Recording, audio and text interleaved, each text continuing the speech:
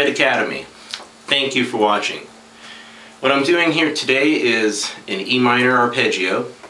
It's going to involve some legato slides and a bunch of tapping and a bunch of radical position shifts. So I'm tuned to standard E, and also message, don't get lost in the techniques. Always remember that the techniques are just stepping stools to the real big picture, which is music. We're trying to express something.